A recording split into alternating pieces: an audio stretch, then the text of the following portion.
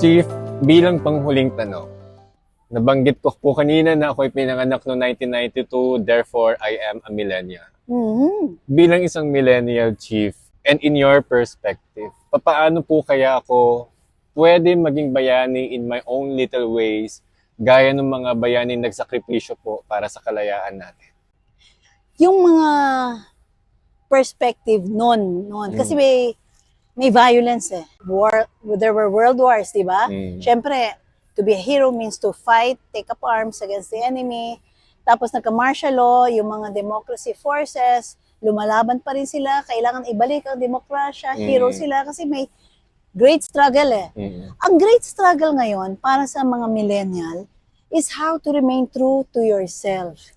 Not by listening to the outside world, but by following what you know is internally true. Kasi ano bang gusto talaga ng millennial? Di ba meaning? Ang problema, ang commercial establishments, tinatry mag-create ng artificial sense of meaning. So nagiging consumers ang tingin sa millennials. Either you consume products or you consume services, but it's all about making more money. To be a hero for your generation means you say stop. Ayoko magpahila sa ginagawa ng mga capital market leaders na lifestyle ko. Kung gusto ko simplest because I can listen to myself more, I can be more authentic, then let me lead a more authentic life. I don't have to have a designer bag. I don't have to go to an expensive concert. But I can spend my time to really look at truth in the granular. Ang pag sinabi kong granular, dito, no? On the ground. Dito sa labas natin, ng mga bantayog ng mga bayani, nagkakaroon na ng mga commercial places, no? Lalabas ang pera dyan. Pero outside, makikita mo nandun yung mga poor.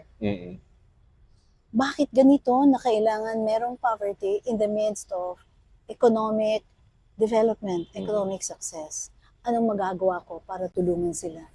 First, wag masyado tayong self-regarding. And that is not just for the millennials, but it's also for us boomers. Kasi mga boomers halos nagsabi, ano ang golf shares mo? Ano ang mga cruise na napuntahan mo? How are you spending your retirement? Ano ang nakain mong best meal, no? Hindi ganun ang buhay eh. Even for the boomer, kailangan mag-isip siya, bakit yung last few years mo, last few decade or decades mo, ang boomers, mga 10, 20 years na lang yan eh. Ginagastos mo sa mga bagay na to give yourself pleasure when you've lived a full life. Bakit hindi mo isipin ang young generation? Ang young generation naman, hindi naman pwede nilang i-blame ang lahat ng problema nila sa iba. We have to stop victimization or self-victimization. Yung victim ako, lagi na lang the world is against me. The world will always be a broken place. Now, it's up to us to find wholeness amidst all the brokenness. Kasi, unang-una, ang good fortune natin, si Christ, kilala natin as a Christian nation, yung stories niya of redemption, napaka-accessible.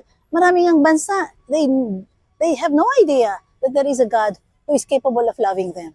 Just imagine, that's such a dark place. Pero dito, may Diyos na naghihintay. Sa mga age ko, sa mga age mo, halika, anak, let's journey together, let's walk the park together.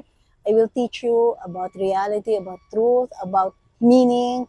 Pwede kitang bigyan ng saganang buhay, pwede ka mag-participate sa pagbuo ng, hindi lamang ng pamilya mo, no? Nay, tay, ang ganda ng buhay, let's share a meal together. Alagaan natin po si Bunso, tutulungan ko kayo para kay Bunso. Ako naman pagdasal nyo kasi naghahanap din ako ng future ko. Piniplano ko rin yung career ko, yung trabaho ko. Pagdasal natin hindi lang yun, kundi sama tayo sa barangay.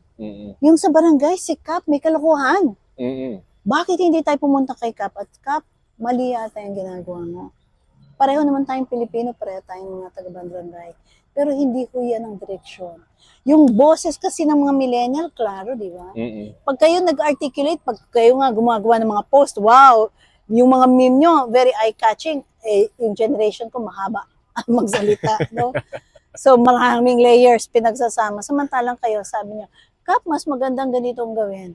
Bigyan mo ng sports activity yung mga kabataan, imbis na nagdodroga, lagyan mo ng madaming ilaw para pwede silang together, kakanta sila, and then magkakainan sila so they can learn healthy relationships. Hindi ba, Kap, yan ang maganda. So the millennials, the young people, can bring even their own parents and their younger siblings to the barangay and say, we want this for our barangay. Yung nakakaramdam kami ng pagmamahal sa isa't isa, o yung wala kaming takot na may violence na lang kasi may nagbabantay, may ronda. Di ba? And malay mo, sasama kami sa rondang yun. Tapos mag-educate kami, yung sinasabi nilang illiteracy ng young people, we want to address that. Yung Sabado namin, imbis na kung saan-saan kami, magtuturo kami ng 2 hours sa mga kabataan, paano magbasa, paano mag-contextualize, paano ang critical thinking. Yung ganung klase in this world na masyadong makasarili, that's heroism That's meaning, that's fulfillment. Yun ang hanapin natin. Kasi iba, magbabago yung mundo, makikita mo, ang ganda-ganda pala. Ang Pilipinas is such a beautiful place. It's not a place that you give up on. We will have to fight for it. So, yun ang maganda sa inyo kasi yung options nyo dumadami, but you must make a decision that this is what you want. Yung maganda. Thank you po, Chief. Thank you too. God bless you. Thank God bless everyone.